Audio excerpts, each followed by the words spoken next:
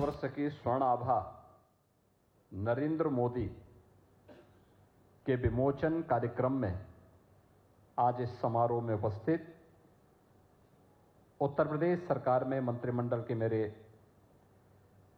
सहयोगीगण श्री सुनील शर्मा जी, श्री नरेंद्र कश्यप जी, माननीय सांसद श्री अतुल गर्ग जी, राजकुमार सांगवान जी, दुग्धेश्वर नाथ मंदिर के श्री महंत नारायणगिरी जी महाराज, भारतीय जनता पार्टी के क्षेत्रीय अध्यक्ष श्री सत्येंद्र सिसोदिया जी, महापौर श्रीमती सुनीता दयाल जी, जिला पंचायत अध्यक्ष श्रीमती ममता त्यागी जी, मान्य विधायकगण श्री संजीव शर्मा जी, अजीत पाल त्यागी जी, नंदकिशोर गोजर जी, धर्मेश तोमर जी, धर्मेंद्र भारद्वाज जी, भारतीय जनता पार्टी के महानगर के अध्यक्ष श्री मयंक गोयल जी, जिलाध्यक्ष चैनपाल सिंह जी, क्षेत्रीय उपाध्यक्ष श्री मान सिंह गोस्वामी जी, आज के इस कार्यक्रम के जो संयोजक भी हैं और जिनकी कृति का यहां पर अभी विमोचन हुआ है, ऐसे पूर्व सांसद श्री रमेश चंद तोमर जी, पूर्व सांसद श्री अनिल अग्रवाल जी, आज के इस कार्यक्रम में उपस्थित गाजियाबाद के हमारे सभी प्रबुद्धजन और उपस्थित बहनों और भाइयों, मैं सबसे पहले श्री रमेश चंद तोमर जी को भारतवर्ष के स्वर्णाभा से नरेंद्र मोदी इस पुस्तक को लिखने और आज उस कृति के विमोचन के लिए हृदय से बधाई देता हूं।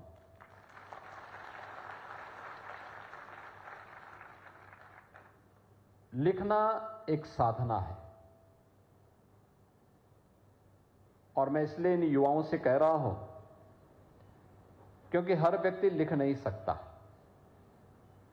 कुछ लोग बोल सकते हैं, कुछ लोग सोच सकते हैं और कुछ ही लोग होते हैं जो बोल भी सकते हैं, सोच भी सकते हैं और लिख भी सकते हैं। और वह कार्य आज अपने पेशे के अनुरूप प्रोफेसर रमेश चंद तोमर जी ने किया है। वे पेशे से शिक्षक रहे हैं। एक शिक्षक कभी रिटायर्ड नहीं होता है और एक शिक्षक बिना बोले हुए भी नहीं रहता है।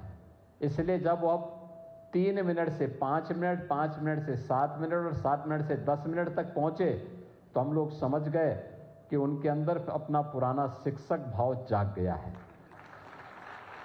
और उसी के अनुरूप उन्होंने इस कृति को भी आज यहां पर विमोचन किया है। और अवसर इसलिए महत्वपूर्ण है क्योंकि 17 सितंबर से 2 अक्टूबर के बीच भारतीय जनता पार्टी पूरे देश के अंदर सेवा पखवाड़ा का आयोजन कर रही है। 17 सितंबर आदरणीय प्रधानमंत्री जी का जन्मदिन, 25 सितंबर अंत्योदय के प्रणेता पंडित दीनदयाल उपाध्याय जी का पावन जन्मदिन और 2 अक्टूबर राष्ट्रपिता महात्मा गांधी और पूर्व प्रधानमंत्री लाल बहादुर शास्त्री जी का पावन जयंती। इस दौरान अनेक कार्यक्रम चल रहे हैं। आदरणीय प्रधानमंत्री जी ने 17 सितंबर का कार्यक्रम देश की नारी शक्ति के प्रति समर्पित किया। स्वस्थ नारी सशक्त समाज, इस थीम के साथ उन्होंने इस कार्यक्रम का शुभारंभ किया। युवाओं ने उस दिन रक्तदान शिविर के आयोजन किए और पूरे देश के अंदर वर्तमान में स्वास्थ्य शिविर के आयोजन स्वास्थ्य जागरूकता के प्रति संचालित हो रहे हैं। आज 19 और 20 को देश भर में विकसित भारत की संकल्पना को आगे बढ़ाने का कार्यक्रम चल रहा है और विकसित भारत के साथ विकसित उत्तर प्रदेश, यानी विकसित भारत विकसित होगा तब जब उत्तर प्रदेश विकसित होगा। और इसलिए विकसित भारत विकसित उत्तर प्रदेश की थीम के साथ इस पुस्तक का विमोचन हो रहा है। यानी जो तोमर जी ने अपनी कृति में कहा है, उन्होंने अब तक की उपलब्धियों को कहा और हम इस चर्चा परिचर्चा के माध्यम से, आप सबके सुझावों के माध्यम से भावी उत्तर प्रदेश और भावी भारत के बारे में अब विचार को आगे बढ़ा रहे हैं। यही होता है, पीढ़ी दर पीढ़ी वो कार्यक्रम कैसे आगे बढ़ना है, वही श्रृंखला आज यहां पर संचालित हो रही है। मैं सबसे पहले इस पूरे कार्य के लिए, इस आयोजन के लिए और इस प्रकार की कृति को देने के लिए, क्योंकि वह देश काल और परिस्थिति के अनुरूप है, समय का चयन सेवा पखवाड़ा के दौरान, विषय का चयन जो प्रधानमंत्री जी का विजन है, जो उन्होंने देशवासियों को देश की आजादी के अमृत महोत्सव के वर्ष पर दिया था। उन्होंने एक बात कही थी और वह बात उन्होंने कही थी कि भारत 2047 में जब विकसित भारत होगा, जब अपनी आजादी का शताब्दी महोत्सव मना रहा होगा, तब हम कैसा भारत चाहते हैं, कैसा भारत चाहते हैं। और तब उन्होंने कहा था विकसित भारत हम सबका मंत्र बनना चाहिए, हम सबका संकल्प बनना चाहिए। उस संकल्प के साथ जोड़ने के लिए उन्होंने देशवासियों को 5 पंचप्रण की बात कही थी। पंचप्रण में उन्होंने कहा था कि पंचप्रण, हम विरासत का सम्मान करें, विरासत के सम्मान के साथ गुलामी के मानसिकता को, गुलामी की मानसिकता को सर्वथा समाप्त करें। विरासत का सम्मान होना है, लेकिन गुलामी के किसी भी प्रकार के चिन्ह को, गुलामी के किसी भी प्रकार के उस भाव को अपने मनोमस्तिष्क से दूर कर देना है। तीसरा, अपने सेना और वर्दीधारी फौज से सुरक्षा बलों के जवानों का सम्मान करना। चौथा, सामाजिक समता का व्यवहार करना, सबके साथ समभाव हो। और पांचवां, नागरिक कर्तव्य। व्यक्ति जिस क्षेत्र में, छात्र शिक्षा के क्षेत्र में, शिक्षक एक शिक्षक के रूप में अपनी भूमिका का निर्वहन करे। व्यवसायी व्यवसाय के क्षेत्र में, श्रमिक के क्षेत्र में, नौकरी पेशा वाला व्यक्ति जिस क्षेत्र में काम कर रहा है, उस क्षेत्र में, जो जिस क्षेत्र में कार्य कर रहा है, वहां पर अपने कर्तव्यों को राष्ट्रीय कर्तव्य मान करके जब कार्य करेगा, उसके परिणाम हम सबके सामने आएंगे। इन पंच प्रण पर आधारित विकसित भारत की अवधारणा को प्रधानमंत्री जी ने देशवासियों को समर्पित किया था और कहा था कि भारत का यह संकल्प भारत का मंत्र बनना चाहिए। और उस संकल्प के साथ वर्तमान में उत्तर प्रदेश की सभी अकादमिक संस्थाओं में इस पर चर्चा चल रही है। हमने इसके लिए कार्यक्रम बनाए हैं और आपने देखा होगा उत्तर प्रदेश विधानसभा विधायिका के बारे में एक चर्चा होती है कि वहां कार्य नहीं होता, हो हल्ला होता है। लेकिन 13 और 14 अगस्त को उत्तर प्रदेश की विधानसभा और विधान परिषद में लगातार 28 घंटे तक विकसित उत्तर प्रदेश, आत्मनिर्भर उत्तर प्रदेश पर चर्चा हुई थी लगातार। यानी रात्रि भर विधान सदन चला था, रात्रि भर चला था। और ऐसा नहीं कि रात्रि में केवल 2-4 लोग रहे हो, नहीं, हर समय सामान्य दिनों में आप देखते होंगे जब सदन चलता है तो 403 में से 300, 250 इस प्रकार के लोग रहते होंगे, जबकि उस समय सामान्यतः 11 बजे से लेकर 5-6 बजे तक ही सदन चलता है। लेकिन जब लगातार रात्रि में भी चल रही थी सदन, तब सदन में उपस्थिति 250-300 रात्रि में भी बनी हुई थी। क्योंकि मैं भी रात्रि में जब सदन में गया तो मैं देख रहा था और बड़े उत्साह के साथ लोग अच्छे सुझाव दे रहे थे। कैसे बनेगा उत्तर प्रदेश विकसित, आत्मनिर्भर कैसे बनेगा, इन सब पर व्यापक चर्चा हुई थी। और अब इस चर्चा को लेकर के हमने 300 से अधिक बुद्धिजीवियों को फील्ड में भेजा है, जो अकादमिक संस्थाओं के माध्यम से समाज के अलग अलग तबके के नागरिकों के साथ संवाद बना रहे हैं, युवाओं के साथ, अधिवक्ताओं के साथ, चिकित्सकों के साथ, महिलाओं के साथ, श्रमिकों के साथ, व्यवसायियों के साथ, समाज के जीवन से जुड़े हुए अलग अलग पक्षों को लेकर के। और ये प्रदेश भर में एक क्रम वर्तमान में चल रहा है और उसी श्रृंखला में आज हम सब आपके बीच में गाजियाबाद में आए हैं। सेवा पखवाड़ा का जो विभिन्न प्रकार के कार्यक्रम है, उनमें से एक कार्यक्रम यह भी है, विकसित भारत विकसित उत्तर प्रदेश। यानी भारत विकसित तब होगा जब उत्तर प्रदेश विकसित होगा। और उस पर हम आज इस चर्चा को आगे बढ़ाने का कार्य कर रहे हैं। सबसे पहले इस विषय में सोचने के पहले हम लोगों को एक बात को ध्यान रखना होगा। आपने वो कथा सुनी होगी, एक बार एक शेर का बच्चा अपने झुंड से बिछुड़ करके और सियारों के झुंड में चला गया। लंबे समय तक वो सियारों के साथ रहने का आदी होगा तो उसकी आदत क्या हो गई, वह जब उस झुंड से अपने झुंड से बिछड़ करके सियारों के झुंड में चला गया तो उसकी आदत भी ऐसी हो गई, सियारों जैसी हो गई। शाम के समय जैसे अंधेरा होता था वह भी मुंह आसमान की तरफ दे करके आवाज लगाने लगता था। तो काफी दिन हो गए, उसकी आदत वही हो गई।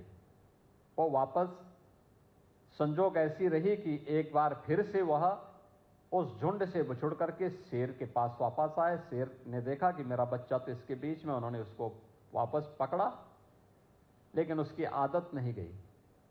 वह फिर जैसे शाम होती थी वैसे ही वह, तो उसकी मां ने उसको कहा बेटा तू सियार नहीं है, अरे तू शेर है, तो होकार क्या कर रहा है, तुझे तो दहाड़ मारनी चाहिए, तो अपना शेरत तो भूल गया है,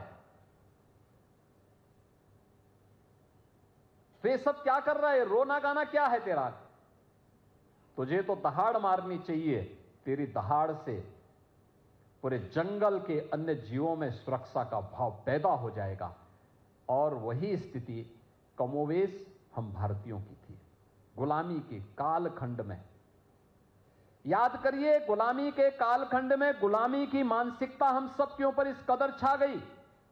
जो भारतीय था हमने उसको ये माना कि यह हमारे पिछड़ेपन का कारण है। हमने भारतीयता को पिछड़ेपन का कारण मान लिया। हमने मान लिया जो विदेशी है वह श्रेष्ठ सर्वश्रेष्ठ है, जो भारत का है वह श्रेष्ठ नहीं है। लेकिन अगर आप इससे पीछे जाएंगे, आप दुनिया के मानचित्र को उठा करके देखिए, दुनिया के पिछले 400-500 वर्षों के आर्थिक प्रगति के इतिहास को उठा करके देखिए। आज से 400 वर्ष पहले भारत दुनिया की नंबर 1 की अर्थव्यवस्था हुआ करता था। नंबर 1 की अर्थव्यवस्था भारत दुनिया की, और ग्लोबल जीडीपी में भारत का जो योगदान होता था, दुनिया की अर्थव्यवस्था में भारत का जो हिस्सा होता था वह होता था 26%। याद करिए, 26% अकेले भारत का था, और भारत के बाद तब चीन का नंबर था। और बाकी अन्य देश अंधकार में जी रहे थे। ये सत्र यानी सन 1700 ईस्वी की मैं बात कर रहा हूं, उससे पहले भारत की स्थिति थी। और उसके 100 साल के बाद जैसे जैसे गुलामी की मानसिकता हावी होती गई, विदेशी आक्रांताओं का और विदेशी लुटेरों का भारत के अंदर जाल फैलता गया और हमारी मानसिकता उनकी नकल करने जैसी हो गई। परिणाम क्या हुआ? अगले 100 वर्ष के अंदर 1800 ईस्वी में आते आते भारत की स्थिति हो गई, भारत नंबर 2 की अर्थव्यवस्था बन गया। यानी नंबर 1 से हम नंबर 2 पे गए, नंबर 1 पर चीन आ गया। लेकिन अगले 100 वर्ष में भारत की स्थिति, भारत का शेयर, यानी पहले 100 वर्ष में हम 26% से घट करके 16% रह गए और 16 से घट करके 1947 में जब भारत आजाद होता है तो भारत का दुनिया में भारत की हिस्सेदारी मात्र 4% रह जाती है। 4%। भारत गुलामी की मानसिकता से इस कदर छाया हुआ था, हमें कुछ भी पता नहीं होता था। हमने उन शब्दों का चयन किया जो शब्द हमारे विकास की यात्रा में बाधक थे। हम लोगों को यह बताने का प्रयास होता था हर एक कार्य में कि नहीं, जो आपका होगा वह प्रगति का प्रतीक नहीं है, वह पिछड़ेपन का प्रतीक है। हमारी भाषा, हमारी संस्कृति, हमारा व्यापार, हमारा अन्नदाता किसान, हमारा श्रमिक, हमारा युवा, भारत की नारी शक्ति, सभी प्रत्येक क्षेत्र में हमको हताश और निराश के उस भाव के माहौल में पूरे भारत को उसने इस आगोश में लिया कि कोई भी व्यक्ति मानता था कि जो भारत का है वह प्रगति का प्रतीक नहीं हो सकता, नहीं हो सकता। ये मान करके पूरे भारत को लांछित, अपमानित किया गया। याद करिए, यह देश अलग अलग क्षेत्रों में देश की आजादी की लड़ाई को लेकर के लगातार लड़ता था। ऐसा नहीं कि इस देश में विदेशी हमले हुए हो, हमने उसका प्रतिकार न किया हो। जितना जोरदार प्रतिकार भारत ने किया है, हां, राजे रजवाड़े थे, एकता का अभाव था, एकजुट होकर के नहीं लड़ पाते थे, लेकिन जहां पे लड़ते थे जोरदार प्रतिक्रिया भी करते थे। लेकिन इसमें जान आई तब जब पूरे भारत को स्वदेशी का मंत्र राष्ट्रपिता महात्मा गांधी ने दिया है। राष्ट्रपिता महात्मा गांधी का स्वदेशी का मंत्र उत्तर से दक्षिण, पूरब से पश्चिम पूरे भारत को एकता के सूत्र में बांधने में सफल हुआ और परिणाम हुआ, भारत की आजादी की लड़ाई मजबूती के साथ आगे बढ़ी। कहीं क्रांतिकारियों ने मोर्चा संभाला, कहीं पर आंदोलनकारियों ने, कहीं किसानों ने, कहीं श्रमिकों ने, कहीं छात्रों ने, कहीं महिलाओं ने, अलग अलग क्षेत्र में सबने नेतृत्व को संभाला। परिणाम क्या हुआ? जो ब्रिटिश हुकूमत भारत के अंदर शासन करने की मंशा के साथ आई थी कि आने वाले समय में भारत में स्थायी रूप से उनका शासन होगा, अगले कुछ वर्षों के अंदर उनके पांव उखड़ते हुए दिखाई दिए और परिणामतः 1947 में देश को आजादी प्राप्त हो गई। बहनों और भाइयों, 1947 में भारत को जो आजादी मिली, आजाद भारत में जो कुछ हमारे पास था, अगले 1 दशक तक वो बना रहा। उसमें थोड़ी प्रगति का भाव आगे आया, लेकिन 1960 से जो गिरावट प्रारंभ हुई वह लगातार 2014 तक चलती रही। 2014 में जब ये देश प्रधानमंत्री मोदी जी के हाथों में आया, तब भारत देश की 11वीं अर्थव्यवस्था था, दुनिया की 11वीं अर्थव्यवस्था। और आज पिछले 11 वर्ष में प्रधानमंत्री मोदी जी के यशस्वी नेतृत्व में 11 स्थान पर भारत की अर्थव्यवस्था थी। आज वह प्रधानमंत्री मोदी जी के यशस्वी नेतृत्व में दुनिया की चौथी बड़ी और सबसे तेज उभरती हुई अर्थव्यवस्था के रूप में स्थापित हुई है। सबसे तेज उभरती हुई अर्थव्यवस्था। इस वित्तीय वर्ष के अंत तक यह संभावना है कि भारत दुनिया की तीसरी बड़ी अर्थव्यवस्था बनेगा। लेकिन आगे क्या? ऐसा नहीं कि भारत ने किसी एक क्षेत्र में प्रगति की हो। एक तरफ विरासत है, दूसरी तरफ विकास है। एक तरफ युवा है, दूसरी तरफ अन्नदाता किसान है। एक तरफ महिला है, एक तरफ पुरुष है। समाज के अंदर क्या इंफ्रास्ट्रक्चर का क्षेत्र हो, क्या शिक्षा का क्षेत्र हो, क्या इन्वेस्टमेंट का हो, क्या हेल्थ का हो, या इमर्जिंग टेक्नोलॉजी का फील्ड हो, कोई फील्ड ऐसा नहीं, कोई क्षेत्र ऐसा नहीं, कोई सेक्टर ऐसा नहीं जिसमें भारत ने पिछले 11 वर्षों में एक लंबी दूरी न तय की हो। एक लंबी दूरी न तय की हो। यह लंबी दूरी की एक कहानी, एक नई प्रेरणा है। और पिछले 11 वर्ष के अंदर भारत ने जो कुछ तय किया है, यही विकसित भारत की आधारशिला बनने जा रही है। यही विकसित भारत की आधारशिला बनने जा रही है। आप अनुमान करिए,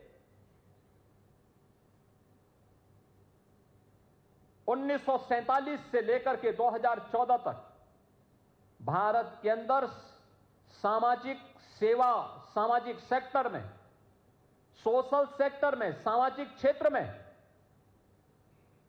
केवल 17 से 19% लोगों तक ही शासन की योजनाओं का लाभ पहुंचा था। याद करिए, 1947 से लेकर 2014 तक इन 65-70 वर्षों में केवल 19% लोगों तक शासन की योजनाओं का लाभ पहुंचा था। और 2014 से लेकर के 2025 के बीच इसका दायरा 19% से बढ़कर के पहुंचा है आज 70%। 70% लोग आज भारत की सामाजिक सुरक्षा की योजनाओं का लाभ ले रहे हैं।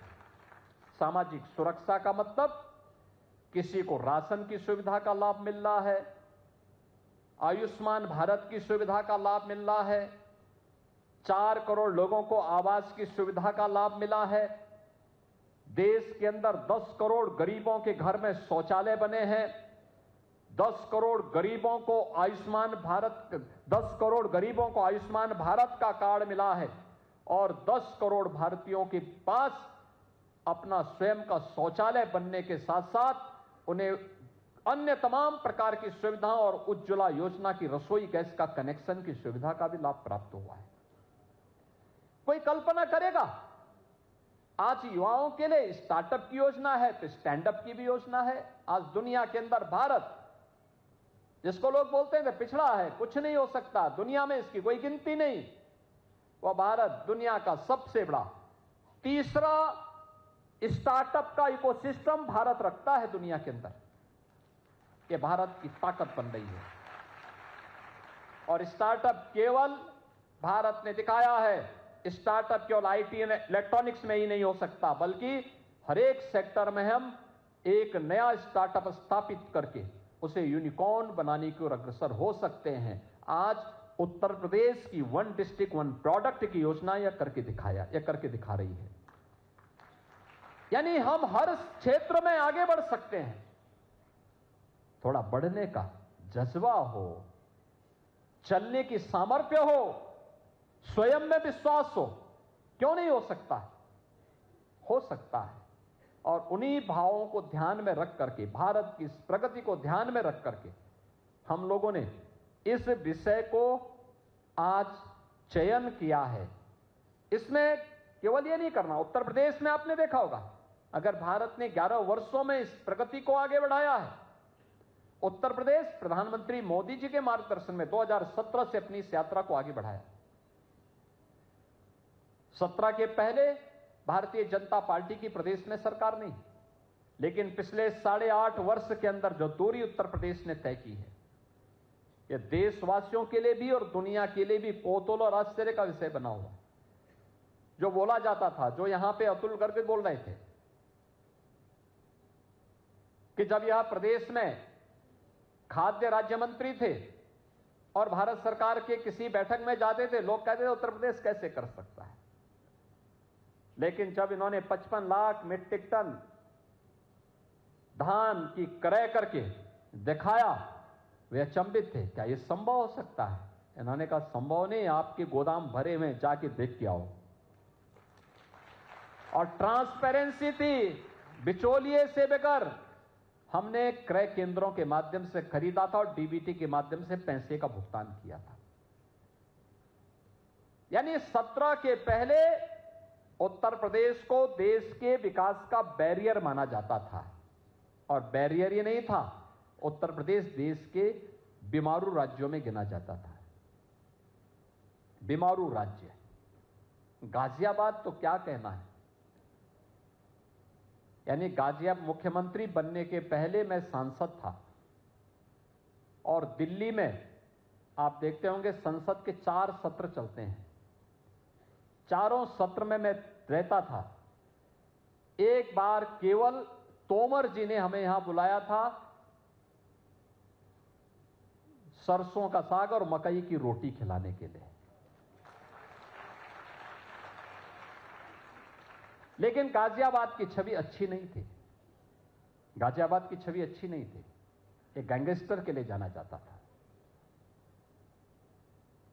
यहां पे फिल्म बन चुकी थी यहां के गैंगस्टर के कृत्यों से, लोग उसी रूप में गाजियाबाद को जानते थे।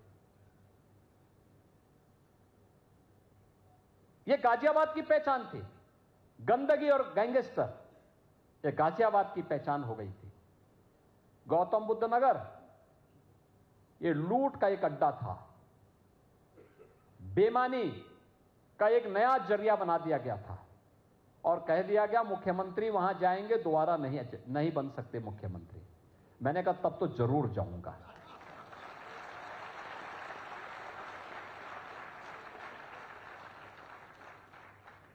और मुख्यमंत्री बनने के बाद मैं वहां जरूर गया। मैंने कहा भी देखो, जो कल जाना है वो आज चला जाए, लेकिन जाऊंगा जरूर कि आखिर इसको अभिशाप क्यों बनाया गया।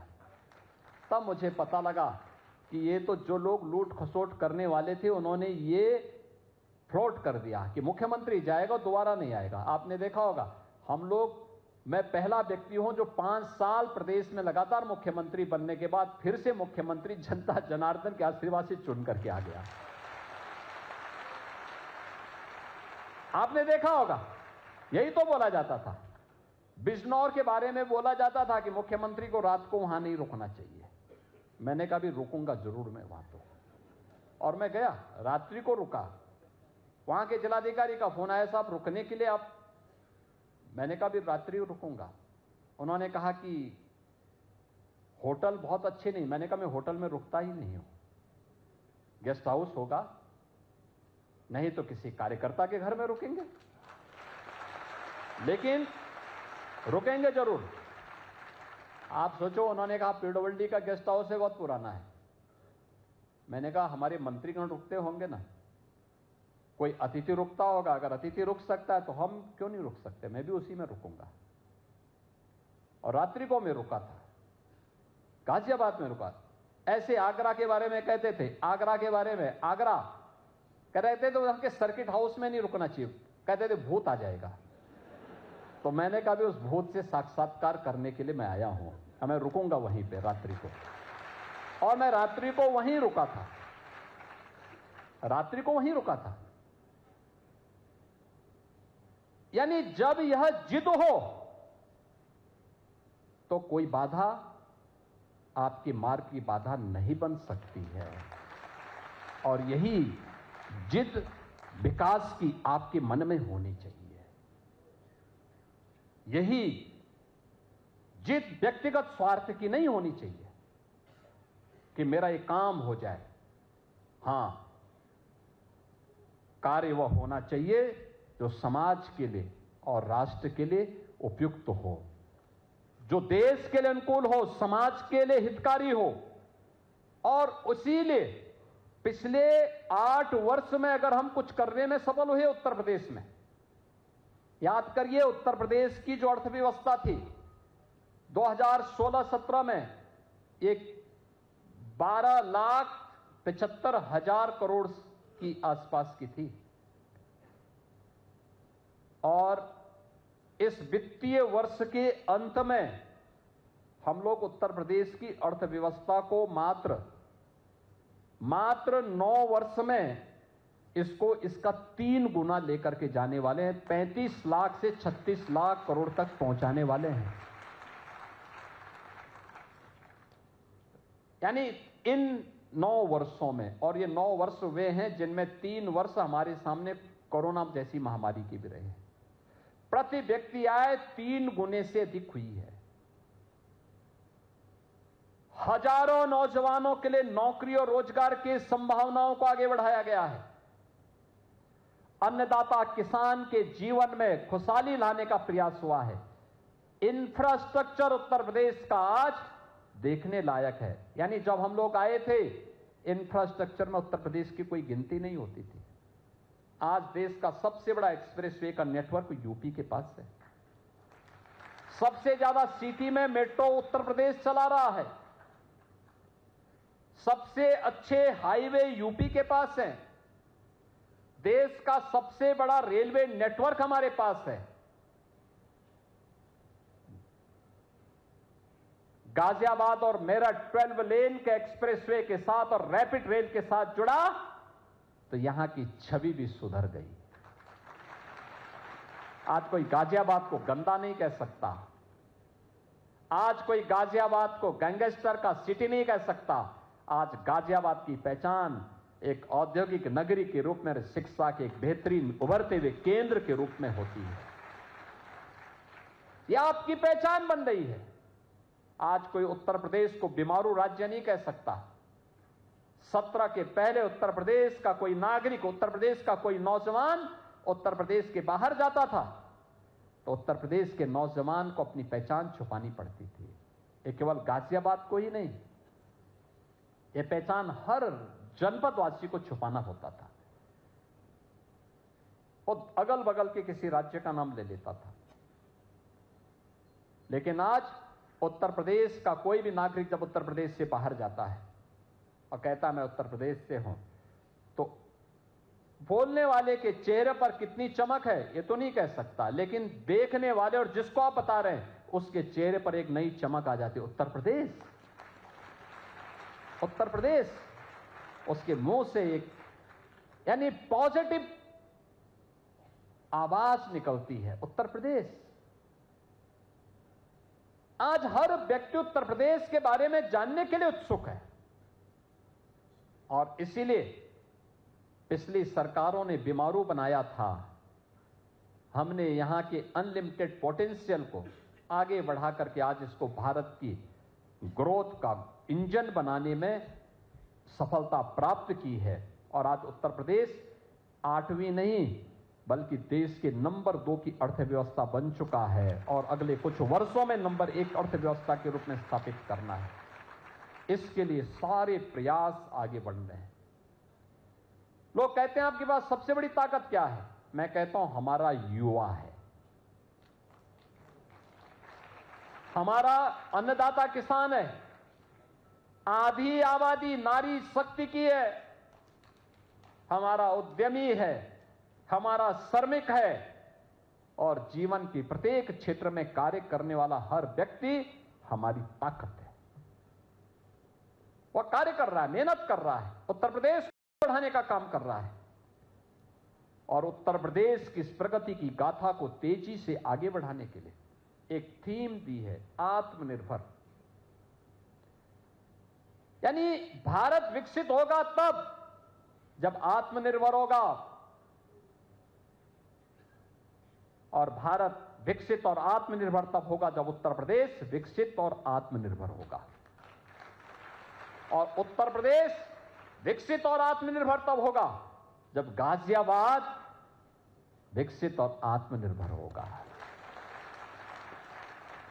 हर जनपद इस यात्रा में सहभागी बनेगा, हर गांव, हर नगर निकाय इस यात्रा में सहभागी बनेगा।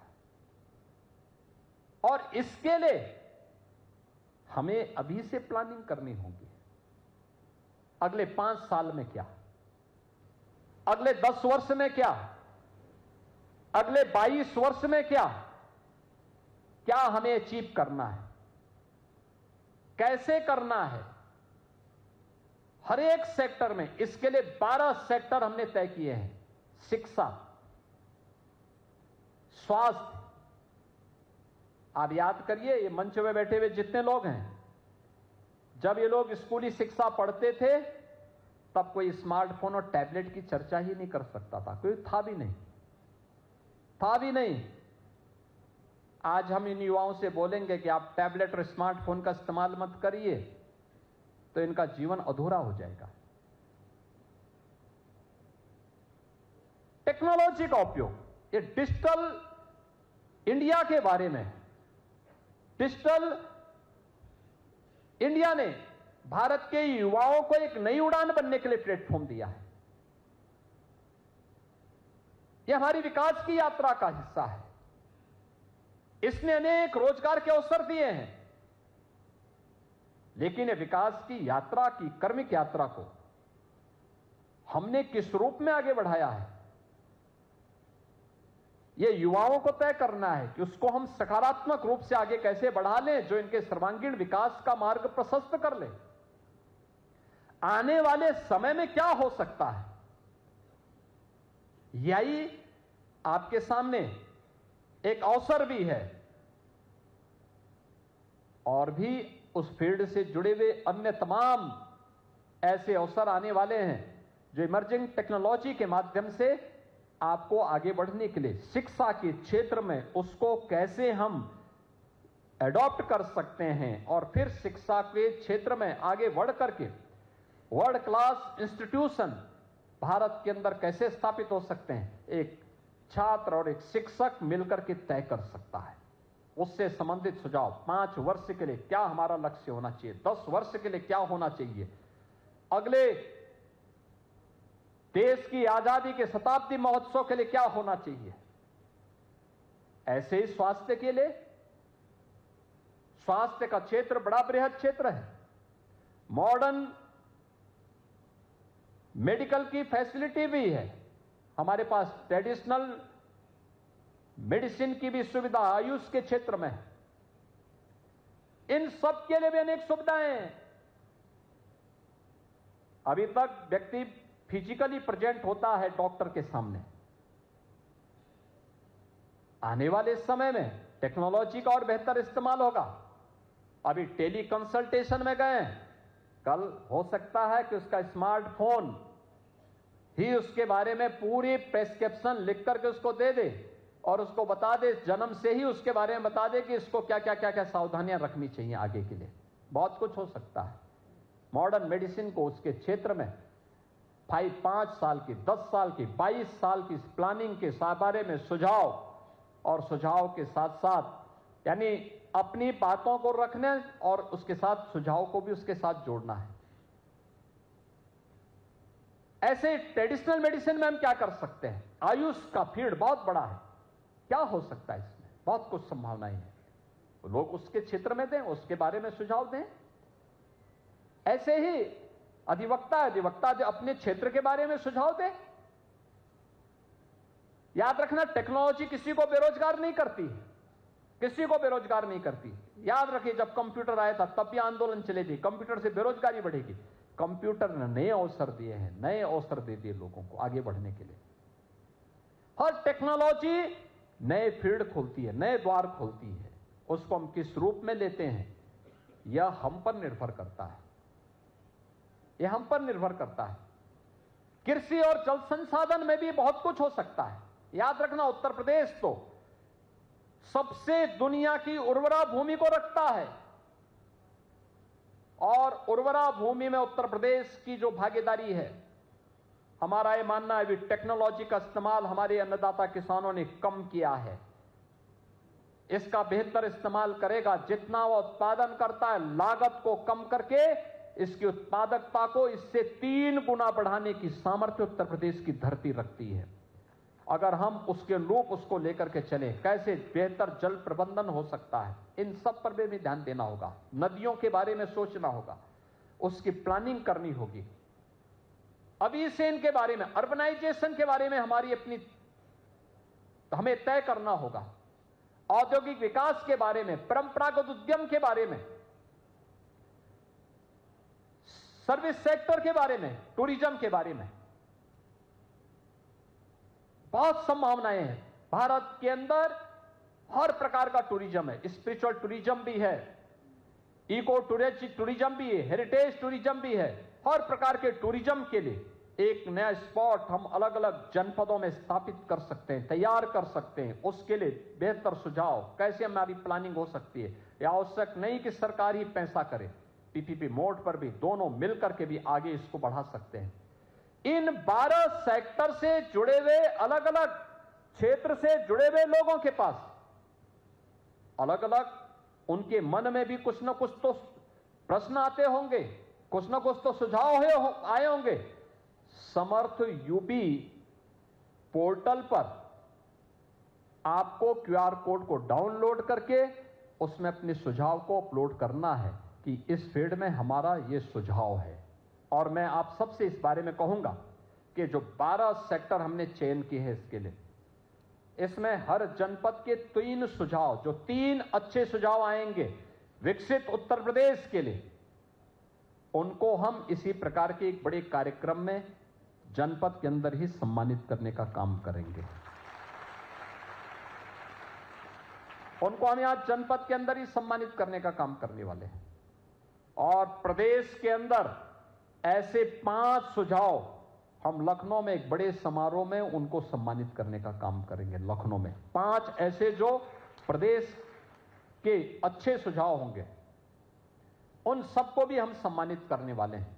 और इसलिए आज मैं आपके बीच में आया हूं आपसे कहने के लिए कि हम लोग इन सभी के बारे में अपने महत्वपूर्ण सुझावों से अवगत कराएं।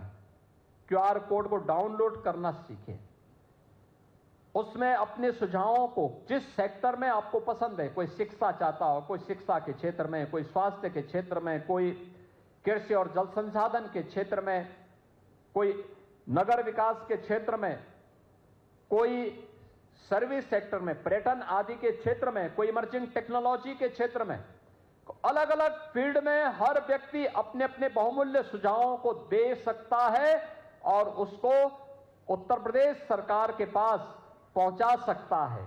और अगर कोई पोर्टल के माध्यम से क्यूआर कोड को डाउनलोड करके नहीं दे सकता है, तो उत्तर प्रदेश सरकार के पास आप कम शब्दों में लिख करके भी पोस्ट कार्ड के माध्यम से भी इसको भेज सकते हैं।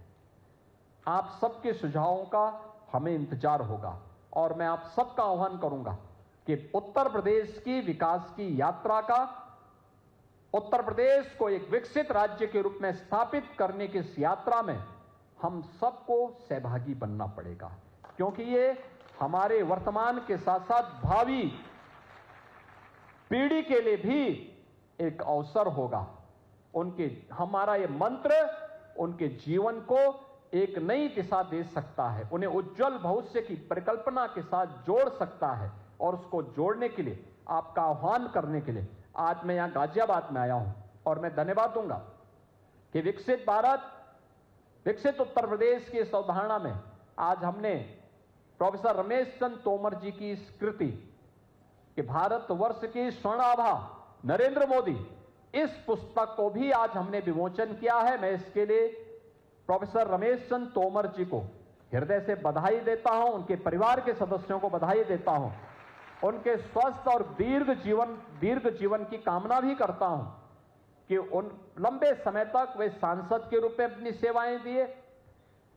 सदन में उनके साथ हमारे बहुत अच्छे अनुभव रहे हैं और अच्छा काम उन्होंने सदन के माध्यम से गाजियाबाद के विकास के लिए उस समय किए थे और आज उन्होंने प्रधानमंत्री मोदी जी की 11 वर्षों की विकास की इस यात्रा में बदलते हुए भारत को उन्होंने इस कृति के माध्यम से प्रस्तुत करने का प्रयास किया है। मुझे पूरा विश्वास है कि पुस्तक न केवल यहां पर उपस्थित नागरिकों के लिए, मैं चाहूंगा कि लोग उस पुस्तक को जरूर खरीदें और सेवा पखवाड़ा के दौरान इस प्रकार की कृतियों को जो प्रधानमंत्री मोदी जी पर आधारित हो वही गिफ्ट के रूप में एक दूसरे को भेंट दे, जिसमें मोदी जी के बारे में हर व्यक्ति उनके उस विराट व्यक्तित्व के बारे में, उनके कृतित्व के बारे में प्रेरणा प्रकाश प्राप्त कर सके और नई पीढ़ी को आगे बढ़ने की एक नई प्रेरणा प्राप्त हो सके। इस विश्वास के साथ हर लाइब्रेरी में, पुस्तकालयों में और विश्वविद्यालयों में, अकादमिक संस्थाओं में, सार्वजनिक पुस्तकालयों में इस प्रकार की पुस्तकों को होना और युवाओं के हाथों में खासतौर पर जाना, जिससे वह वर्तमान यानी इससे भूत, वर्तमान और भविष्य के बारे में भी जानकारी ले सके। आज के इस अवसर पर एक बार फिर से विकसित उत्तर प्रदेश के लिए आपके बहुमूल्य सुझाव की अपेक्षा हम सबको रहेगी। इस विश्वास के साथ मैं इस पूरे कार्यक्रम के आयोजकों को हृदय से धन्यवाद देता हूं। अपनी शुभकामनाएं आप सबको शारदीय नवरात्रि की मंगलमय शुभकामनाओं के साथ अपनी वाणी को विराम देता हूं। धन्यवाद। जय हिंद। अभिभूत हैं, कृतज्ञ हैं, नतमस्तक हैं महोदय। तो गाजियाबाद में सीएम योगी उनकी बड़ी बातें बता देते हैं। विकास के साथ विरासत का भी सम्मान होना चाहिए। उन्होंने कहा कि 11 साल में हमने बदलते भारत को देखा है। जहां भक्ति है हर शब्द में, कथाओं में छुपे हैं दिव्य रहस्य और ज्योतिष देता है जीवन को दिशा। धर्म से जुड़ी हर बातों को जानने के लिए हमारे चैनल स्तुति को सब्सक्राइब करें। चैनल पर जाने के लिए इस लिंक पर क्लिक करें।